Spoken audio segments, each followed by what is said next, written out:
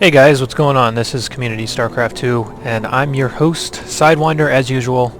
Today's video is going to be scouting in Zerg versus Protoss, which is kind of completing the circle on scouting guides that I've made. So far I've made Protoss versus Terran, Terran versus Zerg, and Zerg versus Protoss is what this video is. This video is going to be from the perspective of Mouse Morrow, who is an exceptionally good Zerg player from Europe. And this is going to be teaching you what you need to look out for when you're scouting Protoss players. If you Zerg players need to use your very first Overlord and send it over to where their base is. Now this is on a map called Dual Site, and I know you don't see it very often unless you watch a lot of tournaments, but this is only a two-player map, so you can only spawn here or here.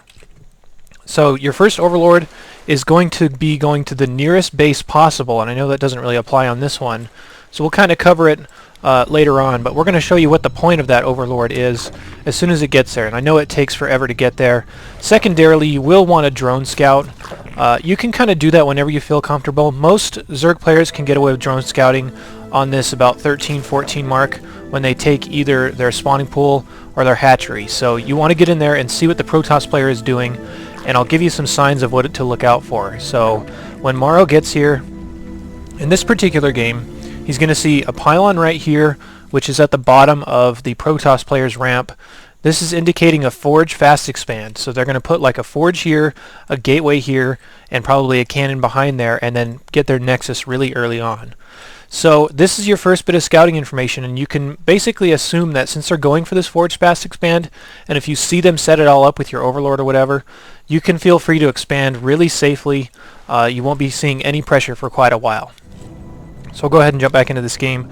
Morrow's going to get in here, and you're also going to want to pay attention to the gas, but when people are forge fast expanding, they're not going to take their gas for quite a while. So in a forge fast expand type of build, it's not going to matter too much. So just get your drone in there, see what's going on, make sure they're not going for anything crazy. And I hope I can find a game in which somebody opens with a gateway and gas, which is more standard, so I can show you guys the different kinds of scouting reads you might see there. Excuse me. Now that this Overlord is arriving, you're going to want to stash this Overlord somewhere out here in the dead space that's near their base, because you're going to want to float it into their base to get a scout off. When they don't have many units, it's going to shoot down your Overlords, and that's the only real way you're going to get in, because you can't get into the front door. It's going to be all walled off. There's going to be a cannon here. You'll just be running drones to their death, and that's not a very good idea. So this Overlord's going to sit somewhere where it's obviously not going to die. Out here in the dead space is the best idea. Morrow just wants to sit here, make sure this Nexus finishes, because sometimes people can go for goofy stuff where they cancel the Nexus and quickly attack you right then. So that's definitely one thing to watch out for when you're scouting. Another thing I kind of failed to mention or skipped over is that when you're going for your natural hatchery, rally your second Overlord right here. You can see where this rally point is. It's probably been set there since the beginning of the game, and it's set here for a reason. It's so when this hatchery is building, I'm glad I caught it right when I did, you can see this bright part around it. That's the only vision that this hatchery has. So especially against Protoss, since they can cannon rush your base, you want to be sure that you have an Overlord sitting out here to spot for any weird stuff that might be going on. Don't rely on your hatchery to spot, because its vision is terrible. It only sees this far, whereas an Overlord would see like out to here. So be sure your second Overlord goes here, and your first Overlord goes to their base. I'm going to go ahead and speed this up. Morrow can now see the Protoss player mining from his natural expansion. The next little bit of scouting you're going to do is with your first pair or two of Zerglings. You're going to hold these watchtowers because it'll give you vision across the entire center of the map. And then you're going to usually sit two Zerglings right out in front of their base and poke in there every once in a while. The Protoss player is trying to deny this and send the Zerglings away. Morrow is actually going to attack this front door here pretty soon, but from what I remember, this is a pretty long game, so we won't pay too much attention to all the other action that's going to be going on, even though it is kind of fun to watch. You can also gauge what else is going on by seeing these gases here at the natural expansion. If they're taking gases at their expansion, it usually means they're going to be teching up pretty fast. So we'll see where this winds up going. Morrow is actually going to kill this Nexus, which I know your Zerg players are going to love to see, considering there's no cannons over here to prevent this from happening. So blam, Nexus goes down. This is about the time where if you're not attacking or doing anything, you're going to want to use your Overlord to go in here and scout. And look at this. This Protoss player drops a Dark Shrine right in this Overlord's face. So this is a pretty obvious scouting read, and I don't have any idea why he put that there. And he can see the Overlord, so that's pretty bad of the Protoss player. But he might be doing this just to fake him out. But this is about the time on a Forge Fast Expand where you're going to want to go in with your Overlord, just sack it, make it die, but you want to get as far into their base as possible to see how much they're doing. So he sees a Dark Shrine. The obvious response to this is just a couple of Spore Crawlers and maybe a Spine Crawler or two at your bases, and you'll be completely safe from that. It'll be a huge waste on their part. The scouting for this is pretty much done. You just need to understand the Protoss tech tree. And what I mean by that is what buildings unlock what. So like say for example, you go into their warp-in structures, they need a cybernetics core to get to their next stage of tech, and that's what you're most interested in. So go ahead and hit the X button if you have the probe selected. You can see that if you see a Twilight Council, it opens up High Templar and opens up Dark Shrine, which is Dark Templar. If you see a Stargate, it can open up a Fleet Beacon or stuff out of the Stargate for itself, or a Mothership, which is pretty rare. A robotics facility is going to mean they're going to have observers, colossi, potentially, stuff like that. So just be sure you're familiar with the Protoss tech trees, and that if you scout with this Overlord, make sure you know what it means. Seeing this information was unexpected, and I have not watched this replay in advance, so yeah, you kind of got all the scouting information you need by seeing that. So let me jump into another game, and we will see if we can get some different scouting information, so hopefully it'll give you guys different reads and you'll know how to respond to that. Okay, we're back here looking at Morrow once again. We'll go on to his vision so we can see what he sees. Again, this first Overlord, you're going to want to send this over to their base. And this is Zelnaga Caverns. You need to learn the map so you know where to send your first Overlord. This is again a 2-player map.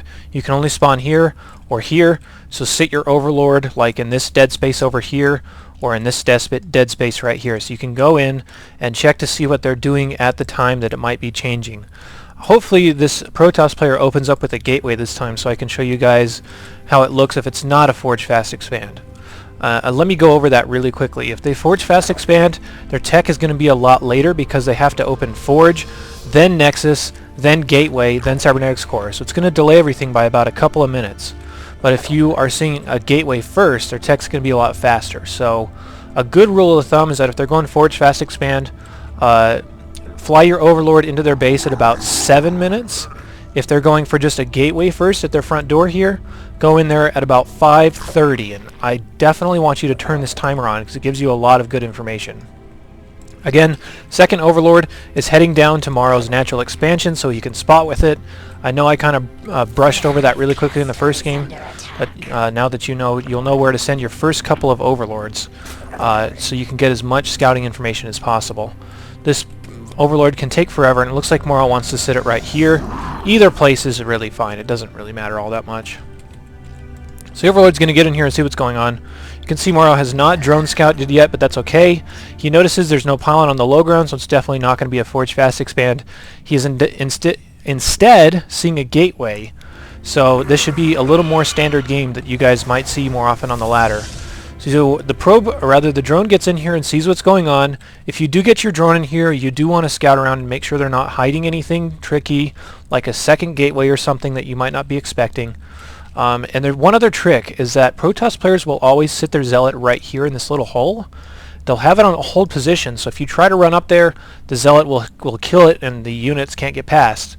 But if you have a drone, you can actually click on their mineral field, the drone will walk right through their Zealot, and you'll be able to get in their base even though they might already have a Zealot up at their front door. So let's see what other information Morrow gets out of this scout. He's going to want to check to see, he sees this being chrono boosted, he sees there's actually still quite a bit of chrono boost saved up, but he also does see double gas. So this means that this Protoss player is either going to be going for the standard Sentry expand, or he's going to be teching really fast. So this Overlord scout at about 5:30 or 6 minutes is going to be really vital to see what this Protoss player is doing. If you can ever go out and get your hands on a bunch of Protoss build orders against Zerg, that'll give you a lot better idea of what's possible at what time. So if this Protoss player was going to 4-gate the Zerg, which is where they get 4 gateways, they transform into warp gates, they put a proxy pylon outside your base and they warp in a bunch of stuff, he would have seen the extra gateways by now, because those need to be down at about 4:20 or 4:30 or somewhere like that. They're going to be a little bit later in your games, but still the same concept applies. So if you look up build orders, you'll know what's possible by what time. So let's go ahead and play this again. Again, Morrow's Zerglings are out here holding the watchtowers. This is going to alert you if anything is coming well in advance, so you can use your larva on units instead of drones. So here comes the Overlord.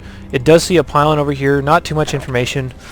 And up comes the Zergling right here, and he sees 1 Zealot, 2 Sentries, which again is going to indicate that Sentry expand.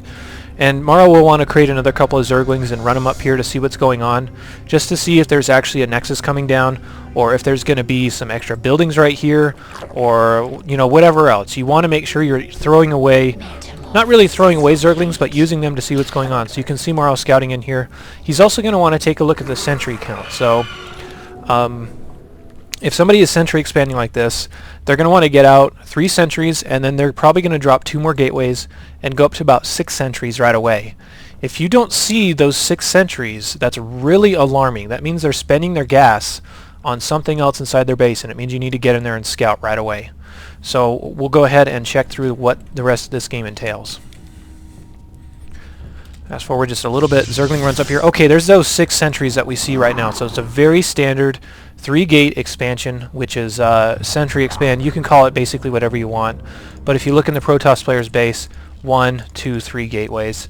And you'll know that he has that Sentry count if you just keep checking in there and seeing what multiples the units are coming out in. So you saw 1 Zealot, 3 Sentries, and then if they add 3 Sentries all of a sudden, you know they're on 3 gateways at minimum. So it's just stuff like that. You just need to make conclusions out of obvious information, and people don't really think about that too often. So I'm going to continue to see what's coming down. This is about the time you want to check in their base and see what their next stage of tech is going to be, because they're not going to sit on Sentries and gateways forever.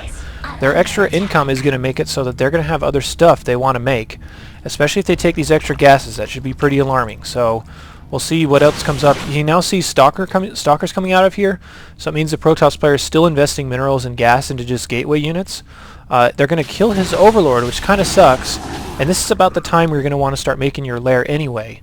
So if you get a chance to put your lair up, transform one of your Overlords into an Overseer and fly it into their base. You need to know what's going on in here, considering Protoss can do a lot of sneaky stuff. So we're going to continue to watch this. The Overlord actually doesn't die. It's in a perfect position where the Stalkers couldn't hit it from right there. So we'll continue to fast forward through this and see if Morrow gets any valid scouting information. Here's more scouting information. He's holding these watchtowers, so he knows there's a small push out right now. Needs to be a little cautious and not get too aggressive and get force field out of there. Morrow's going to go ahead and counterattack and see if he can get anything done in there. He now saw 4 Sentries in there, so he could also be on 4 gates, but we'll continue to see what might develop out of this.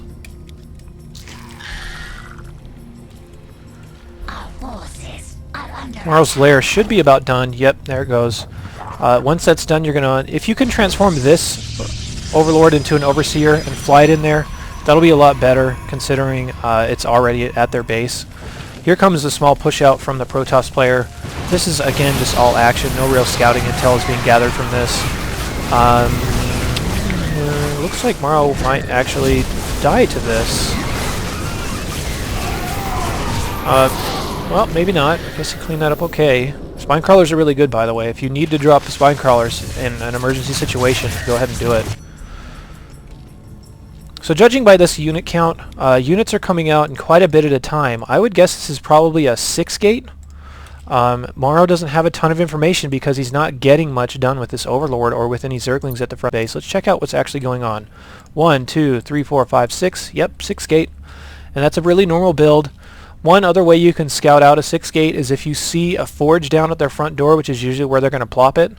If their forge is being chrono boosted, or if it's spinning and has, you know, lights lighting up, that means that they're upgrading attack on their gateway units, and they're probably going to push pretty soon. So there's a lot of small reads you might see out of there, but still, the best way to get it all is by just sending this Overlord in, or sending Zerglings in or something, just to see what's actually in their base. Because if you're Morrow, you don't see that. You see this. And that doesn't tell you very much. So I think this is pretty good for this game. There's another game between these two players that I want to cast as well, so let me jump into that one, and I'll walk you through the scouting information that he gets on there. Hopefully it's something fairly standard so that we can stay on this different thing, but I'm glad we got at least the Forge Fast Expand and the Gateway Opener scouting information down, even though Morrow unfortunately has not sent his Overlord in either time. So I hope we get to see it, but if not, the concepts are still the same. Let's go for one more replay and see what happens. Okay, here we are once again. Finally, we're on a 4-player map. This is Shakura's Plateau. You need to know where people can spawn and where they cannot spawn. On Shakura's Plateau in particular, it's a very popular map. You're probably going to play a ton of games on it if you're playing ladder. They cannot spawn in the position that's closest to you vertically. So they can only spawn here, or they can only spawn here. So send your Overlord to the closest place possible by air, see if they're there, and then you'll already have an Overlord ready. You can stash it back here, or over top of this area where no stalkers or anything can get quite yet, for your later scout in the game. So again, we'll just watch more and see what he's doing. Again, your second Overlord is going to go down to your natural to spot for any cannons or any sort of proxies or anything weird like that. Going to continue on here. Morrow opening pool first. Morrow sees nothing here, so he needs to get a drone scout out there and see what this Protoss player is doing.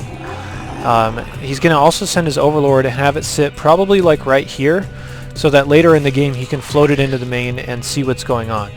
Shakura's Plateau is a map where you're almost always going to see a Forge fast expand out of the Protoss, where they'll have a pylon here, Forge, Gateway, Cybernetics Core, all laid down at this front door. So you can kind of assume that scouting information, but you still want to get in there and see what's happening. The 2 Zerglings are going to run up here and see exactly that, except for the Forge is in the middle, which is strange. Not that it really matters, but it's not usually how you see people doing it. He also sees probes mining on here, so he knows the Nexus is obviously pretty quick. And I'm glad he finally is doing this, because you want to sit some Zerglings out in front of their base, so you know if they do push out. You can poke up there every once in a while, try not to lose them, just to see what's on the top of this ramp. You can check to see if this Forge is spinning. You can check to see if this gate, or rather this Cybernetics Core is spinning. Here he goes up again, he sees what's going on, but he does die. He now sees the Void Ray coming out because he does have Zerglings in here. And considering he now sees the Void Ray, this is the time to get in there with your Overlord and see what's going on.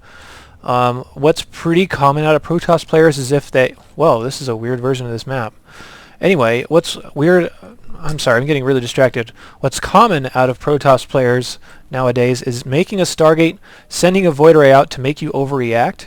You do want to put down a couple of Spore Crawlers if you can, like one in your main, one in your natural, and maybe make an extra Queen or 2 if you can afford it. This is interesting. Looks like Morrow's actually going for a dropping. But drop a couple of Spore Crawlers in there and defend from this Void Ray. And if you can get your Overlord in there, you can see if they're on more than one Stargate, which means you're going to need to commit a lot more to killing those Void Rays, which more are going to be on the way, of course. Or if they're going to be switching out of it and going for Colossus tech. Because if they get you to overreact and have you make Hydralisks and all kinds of stuff, Hydralisks suck against Colossi, so you're going to get wasted if that happens. So make sure you're getting good scouting information off of this. We'll see what Morrow actually sees, and see what he does to respond to this. It looks like he's just going to be aggressive and kind of say screw it to this Void Ray and go for it. But there's a second Void Ray out, so now you know that he's probably only on one Stargate, considering this time space between these 2 Void Rays.